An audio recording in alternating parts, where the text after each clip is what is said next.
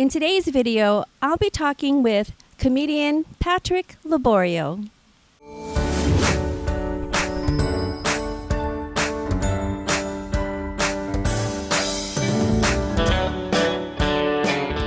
Hello everybody and welcome to my channel. If you're brand new to my channel, thank you so much for stopping by. And if you've been here before, as always, thank you, and welcome back. Today I'm here with Patrick Laborio. Patrick, thank you so much for being here. Well, thank you for having me. It's a pleasure to be here, Annie. Patrick has a wonderful story to tell, and I'm so happy that we've connected, and I'm here to bring this story to you. I was very intrigued by him when I heard him once before at a comedy club, and he told his story, and I think you will all be just as equally intrigued. So without further ado, let's talk to Patrick.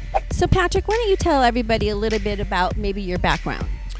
Well, I grew up here in Orange County, originally from Hawaii. Well, I've been acting for a long time. You might remember me from the movie Austin Powers Goldmember. I played a sumo wrestling judge. I've been on a lot of TV shows. I've done 85 commercials in my career. I've been in the movies China Dolls, Hacks. I'm shooting a movie right now, which is my first lead role. I'm really proud of that, with Charles Berg, and it's called Ass Clowns. If you like the movie Dumb and Dumber, you'll love this movie. It's a real small, quirky movie. I'm really proud of it. We have a few more shots left. So, tell us a little bit more about what you do at the comedy clubs. Well, I've been a comedian for a long time. I wasn't making any money as a stripper, so I decided to try and tell jokes, and it's working. So I've been doing comedy for about 25 years, and when I got sober, I can say that, I got clean and sober 15 years ago. And about 13 years ago, I started an organization called Laughaholics. My friend Vince Royale, he jumped in on it a little bit later. And what we do is we do shows for people in recovery, drug and alcohol recovery, play like big conventions and clubs that they go to meetings and stuff like that. And we put on benefit shows for different causes. So we've been doing that for a long time, and it's been just awesome. Let's touch back a little bit about that. So how long have you been doing comedy, and how did you get started? I got started in jail, actually. I had nothing else to do but look at a cement wall. And so I started writing jokes a long time ago. I've always been an athlete. I grew up playing football, baseball, wrestling. Your average, little Hawaiian kid thing to do. I was really strong, so I played sports. And then I got into acting, and that eventually turned into poetry, which eventually turned into stand-up comedy. And so I've been going strong now about 25 years. So tell us a little bit more about your training in comedy. I've been to a lot of different acting schools, Hollywood Film Institute. I studied improvisation at the Groundlings Theater for almost 4 years.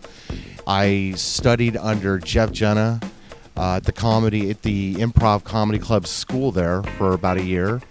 I've done more comedy work at the Second Stage Theater in Santa Ana under Chris Berube, and I've had a bunch of great teachers along the way. Why do you like being a comedian, and what makes you come back? I basically love comedy. I love everything about it. I love making people laugh. And for me, I consider myself to be an artist first. And as I said before, it started out with poetry. I write all kinds of different poetry. I have a page on Facebook even with probably about 3,000 or 4,000 poems on there. And comedy is a way for me to express art when you don't have any musical talent. Growing up, or even now, who was and who is your idol? I've had one idol since college, actually. And I saw this man perform for the first time in, I think it was 1992. And I've loved him ever since. His name's Craig Shoemaker. You guys might know him as the Love Master. He's, worldwide. He's had several HBO specials, and he had the Showtime special Datitude. And he is my biggest idol. Not only is he the best comedian I've ever seen, but we share a similar background. We come from a similar, place of demons, I guess you could say. But what really makes me look up to him as a person is just he's married, he's got kids and a nice house, and he's been able to integrate his stand-up comedy, his movie career with his family. He's taught me a lot, both on stage and just how to be a better man. Were you starstruck when you saw him? You know, it's so funny you asked that because I was so starstruck when I met him. He would always say, Patrick, you got the job. Stop being so, you look terrified up there, you know. Look like you're having fun, you know. You look like you're up there constipated. What's going on? So you touched on something a little earlier, and I want to kind of delve a little deeper.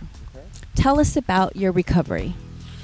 Well, my recovery is pretty much the most important thing in my life. For people like me, we can't drink. We can't do any drugs whatsoever. I'm the kind of person that, I have a few drinks and I'm allergic. I break out into handcuffs. So I can't drink. But for me, it started with, going to parties and cocaine at 14 years old.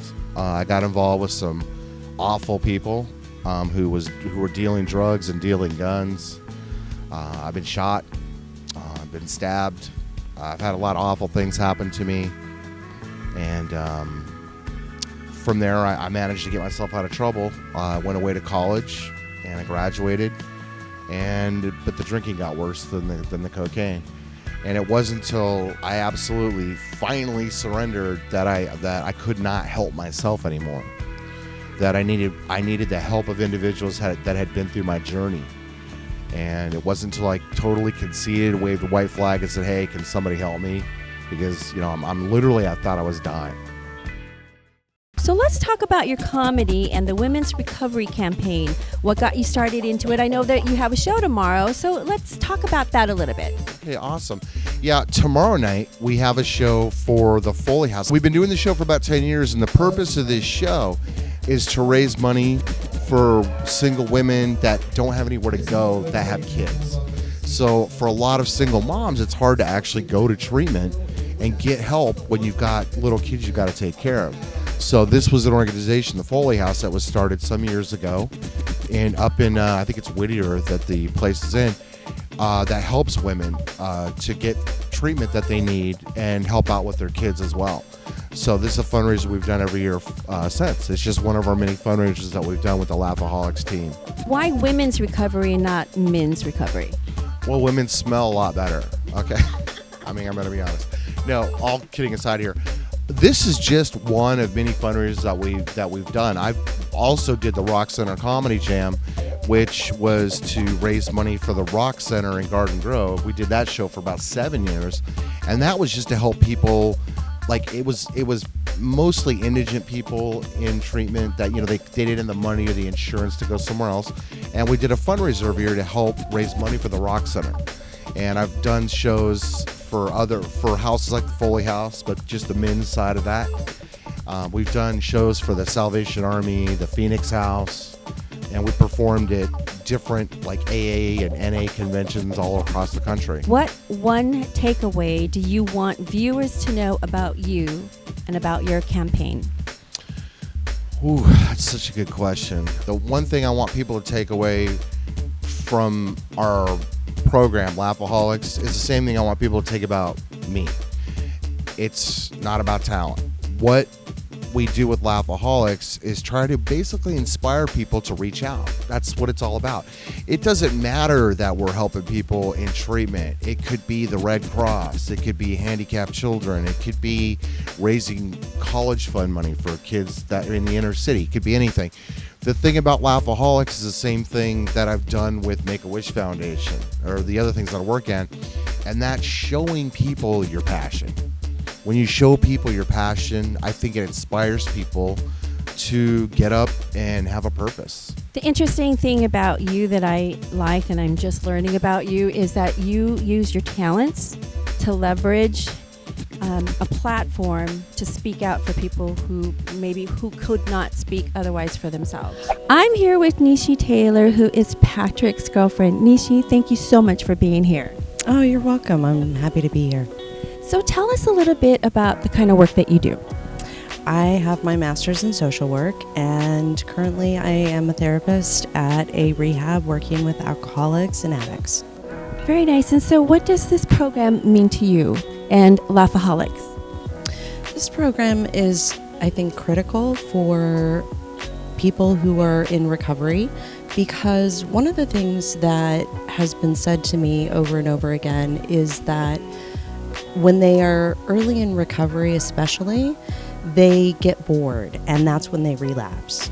And so laughter is something that they feel that they can't have in sobriety, because when they're using and in their addiction, they frequently feel that that's their fun.